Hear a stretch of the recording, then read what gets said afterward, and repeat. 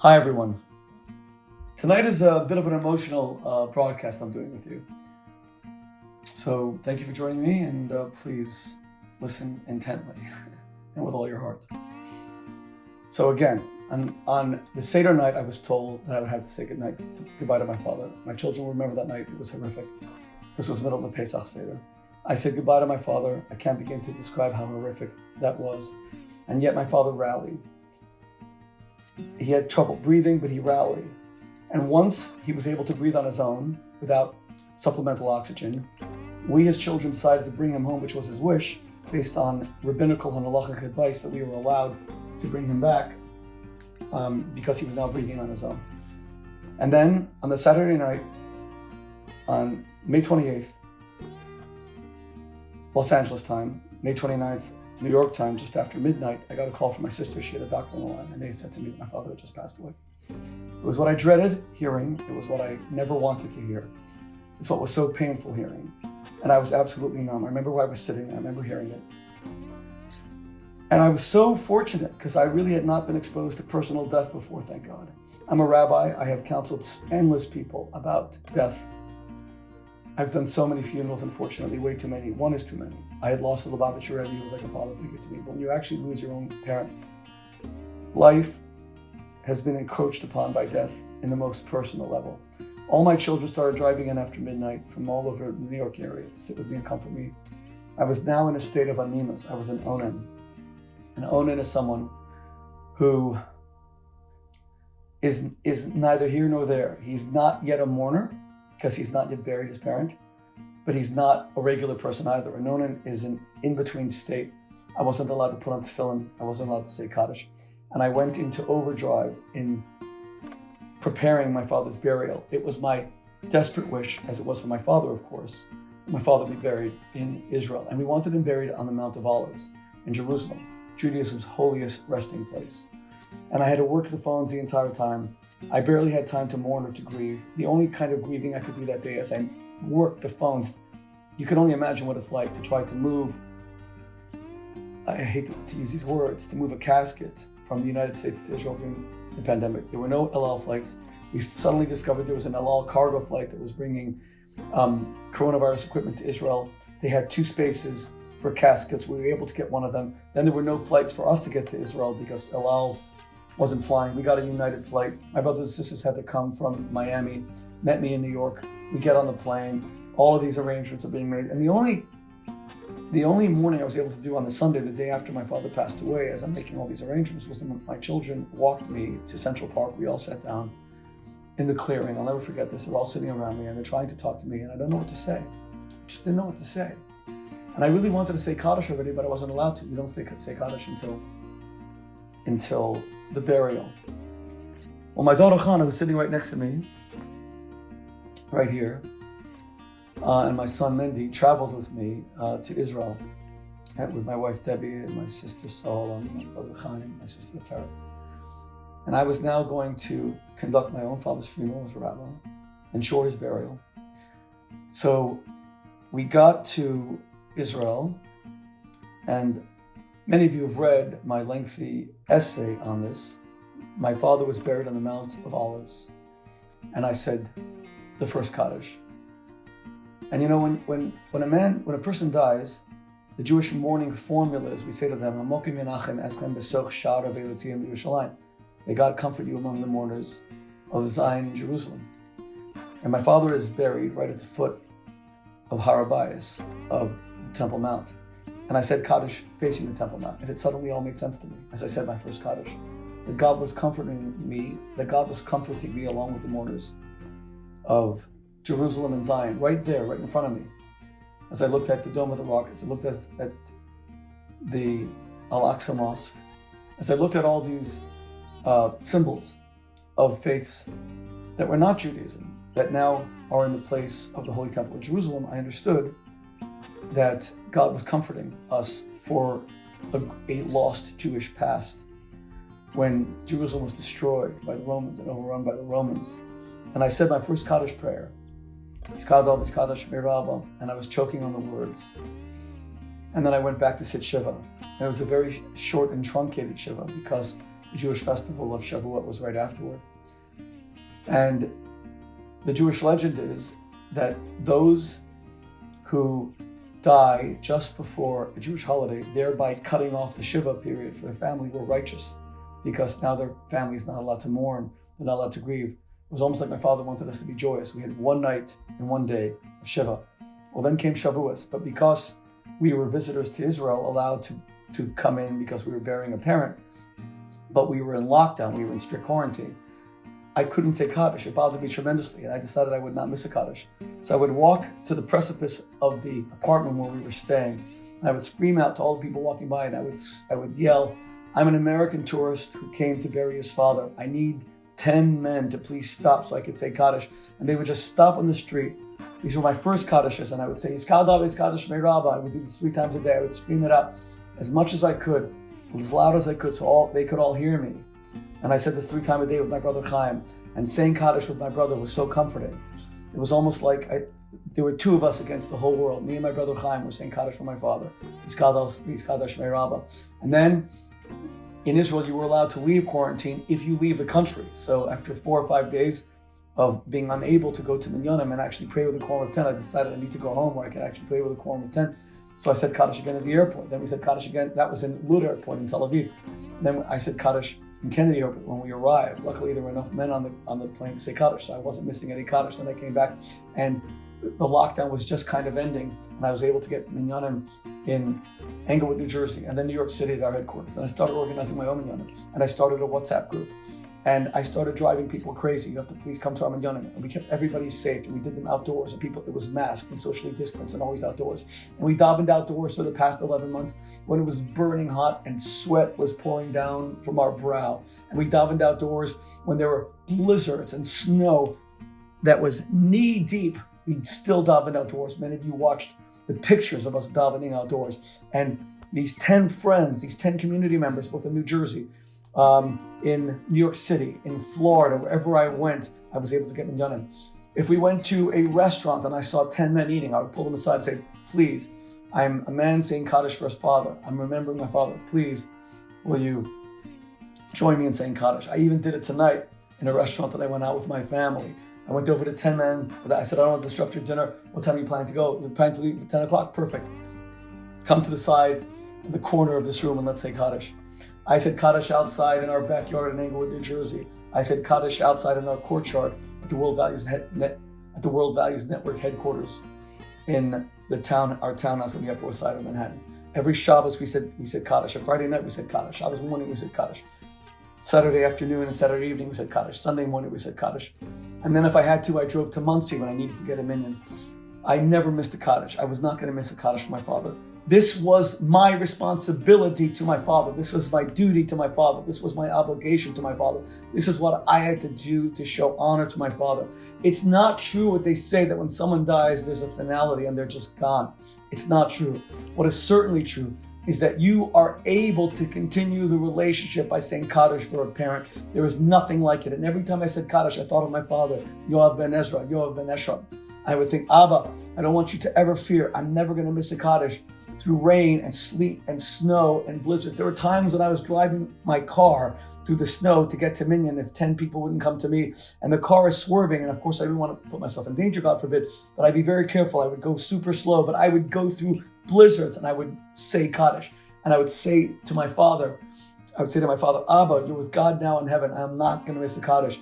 Because when my father was alive, it takes 2 to tango. It takes a father and son to create a relationship. But once your parent passes away, you are now alone responsible for that relationship. Its continuity is dependent entirely on you. You are the one continuing the relationship. You are the one making sure the relationship continues and flourishes. You are the one saying Kaddish. You are the one giving comfort to your father's soul in paradise. You are the one giving honor and giving respect and lending eternity to your father's memory by saying Kaddish 3 times a day, morning, afternoon, night, Shachris, Mincha, Ma'ariv.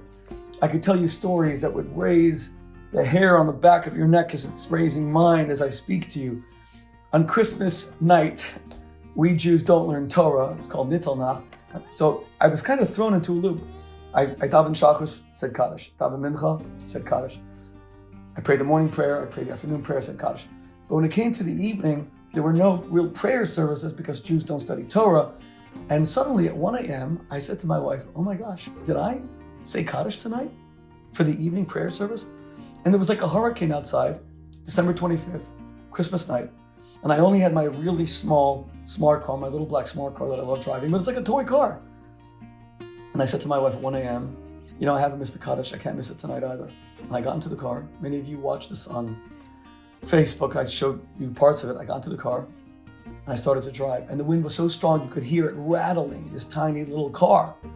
And I start driving from Manhattan. I'm going down West End Avenue and I'm heading towards Lower Manhattan. And I arrive in Crown Heights, Brooklyn, going over the Brooklyn Bridge and going up Flatbush Avenue and going across Eastern Parkway. And there were hundreds of young students. They were all playing chess because they're not supposed to study Torah.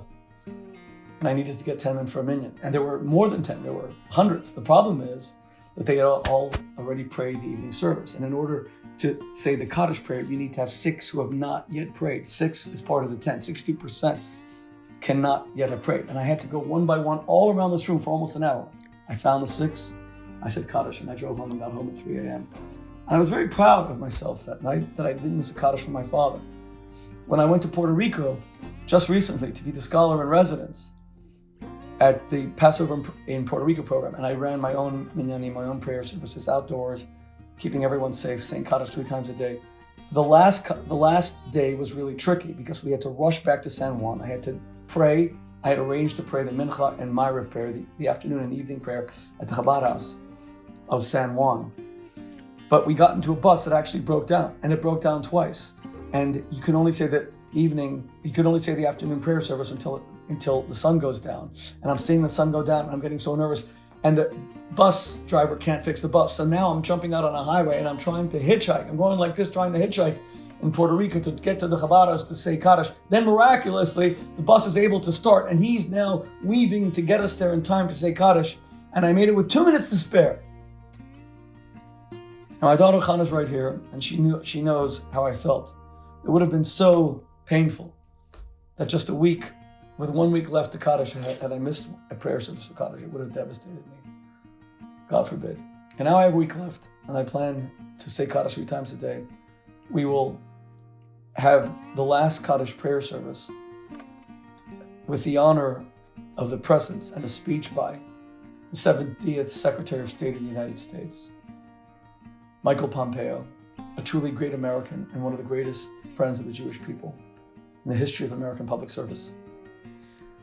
The man who took us out of the Iran deal with President Trump, the man who visited Judea and Samaria, and of course the man who helped forge the incredible Abraham Accords, bringing peace to the Middle East, peace between Israel and the UAE, Bahrain, Morocco, etc. Miraculous. And we're going to sit through the last Kaddish, and then I'm going to complete the Sefer Torah, the Torah scroll that I've written from my father's memory.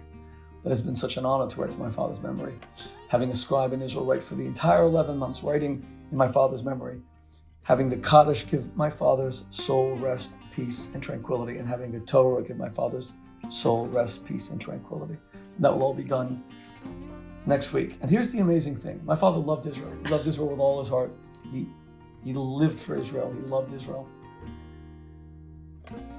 And who would have thought that when you say the 11 months of Kaddish, that the last day of my Kaddish this year falls out on Yom Ha'atzmaut, Israel Independence Day. It's astonishing. It's positively mind-boggling.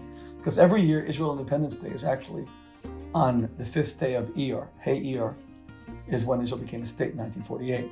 But this year, because Hey Iyar, the 5th day of Iyar, falls on the Shabbat, and they don't want people to desecrate the Shabbat with Yom Ha'atzmaut, Independence Day celebrations like bonfires and like barbecues, so they've moved it to Thursday, and that Thursday is when on the calendar, after 11 months, I say the very last Kaddish for my father. So my father's last Kaddish is on Israel Independence Day. My father loved Israel. He taught me to love Israel. He adored Israel. He lived for Israel. He wanted his children to fight for Israel.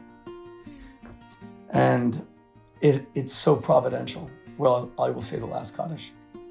A few years ago, I staged a giant dinner of approximately 1,000 people for the last Kaddish that my dear friend Elisha Wiesel said for his father, the world's most famous Holocaust survivor, Elie Wiesel. I loved Elie Wiesel. I love his son, Elisha. Elisha's a very dear friend. And we put on this beautiful dinner, and we completed a Torah scroll in Elie Wiesel's name. And Elisha said the last Kaddish, and it was such a moving 500 men answering and saying, Amen, Yesh Mirabah, Mavorach, Olam, Omer Maya, Amen, Richu, Amen.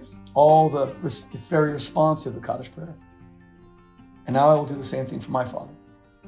We will have a special ceremony to commemorate the last Kaddish, so that my father's soul in paradise, in heaven, where my father resides, at the throne of God Almighty, that my father's soul has peace, tranquility, and rest, that he knows that his son loves him, that his son remembers him, that his son cares for him.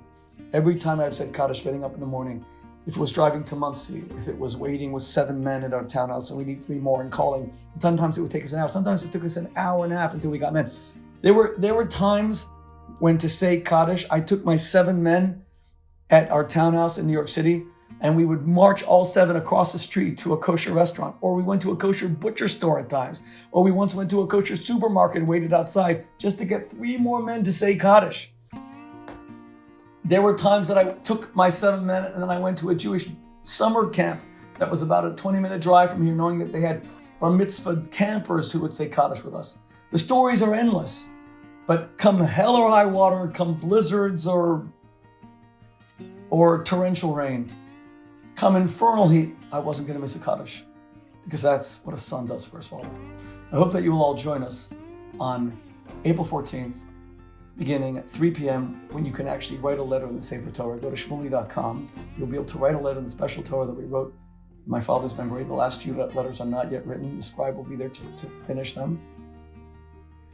And then we will have a reception with Secretary of State Mike Pompeo, followed by his speech, and followed by a great celebration of Israel Independence Day, all in honor of my father and in honor of the great Jewish philanthropist Sheldon Adelson, who was also like a father figure to me in guiding me in pro-Israel activism.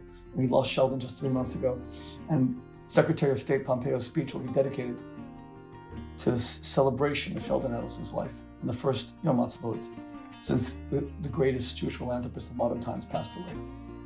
Thank you all. I know many of you have watched the videos that I've done over the year saying Kaddish, whether I was saying Kaddish in Teaneck, whether I was saying it in Englewood, whether I was saying it in New York City, whether I was saying it in Washington, D.C., whether I was saying it in Florida, in Miami, whether I was saying it in Key West at the Chabad, whether I was saying it at the Chabad in San Juan, Puerto Rico, whether I was saying it at the Chabad in Naples, Florida, whether I was saying it when I was a journalist covering the CPAC convention in Orlando, or whether I was saying it at the Chabad House of Orlando. And here's one final story, just to give you an idea of how nerve-wracking this can be. When I was at CPAC just 6 weeks ago covering the CPAC convention as a journalist, and President Trump was about to speak, in the first speech he was giving since leaving the Oval Office, the speech was supposed to start at about 3, would end by about 5. They said it was going to be a 2-hour speech. It got dark in Orlando, Florida at 6:15, that was it. So I thought, I have plenty of time. I will have an hour and a quarter to say Kaddish. So I wrote on the WhatsApp group, whoever can join me right after the president's speech will say Kaddish. Al Daven Mincha will say the afternoon prayer service. The problem is that the president's speech, 3 o'clock didn't start, 4 o'clock didn't start. Now, 5 o'clock the speech starts, and I know I'm in trouble. Because if it's longer than 1 hour, I'm going to, God forbid, miss my first Kaddish. That's not going to happen. So in the middle of the speech, while President Trump is speaking, I go to the Secret Service and I say, I have to leave the speech. And it was like in total lockdown. Getting in and getting out was an impossibility. And they explained to me that for security reasons, I couldn't leave during the speech. I said, I mean no disrespect to anyone, none to anyone. But I am saying the mourner's prayer for my father, and I cannot miss Kaddish. And I walked past the Secret Service, and I left, and I got on a little bicycle that I had, checked in with the concierge of the hotel, and I put on my AirPods, I call the Chabad Shliach, the Chabad Rabbi of Orlando, and I say to him, what time is your mincha? I'm rushing. He said 6:15. I said, I'm begging you, wait for me, please. And I'm pedaling as fast as I can. And I'm now pedaling past thousands of Trump supporters who are outside waving flags, and I'm going as fast as I can. And I'm holding the phone, the GPS, because I don't know Orlando. How do I get there by bike? And I'm calling the rabbi on the other phone. I have 2 phones, and I'm telling him I'm coming, and I'm looking where I'm going, and I'm weaving in between the lanes. And it's 6:15, and I'm not there. And it's 6:20, I'm not there, 6:25, and it's about to get dark. And my heart is sinking. Oh my God, I'm going to miss Kaddish. I walk into the Chabad House about 6:26. And here's another miracle. The rabbi of the Chabad House says to me, oh my gosh, thank God, Shmuley, you're here. You're the 10th man. They couldn't start because they didn't have 10 men. I was the 10th man, and I led the prayer service, and I said Kaddish for my father. All of these things, God willing, should be meritorious for my father's memory. Yoav ben Ezra, Yoav ben Ashrat. the Torah writing for him for the Kaddish as I said for the past year, and the Kaddish will say over the next week. May God comfort anyone who's lost a parent or a loved one during this awful time with the coronavirus. May God bring the Mashiach speedily in our days, especially on Yom HaShoah today, on Holocaust Remembrance Day. And you all know what Holocaust memory means to me in the new book that I have coming out, Holocaust Holiday, One Family's Descended to Genocide Memory Held, which is being released in 1 month's time, just at the beginning of May. May God remember the 6 million martyrs. May He remember my father and all those who've died, loving the Jewish people, loving Israel, loving goodness, loving humanity. God bless you all. Good night.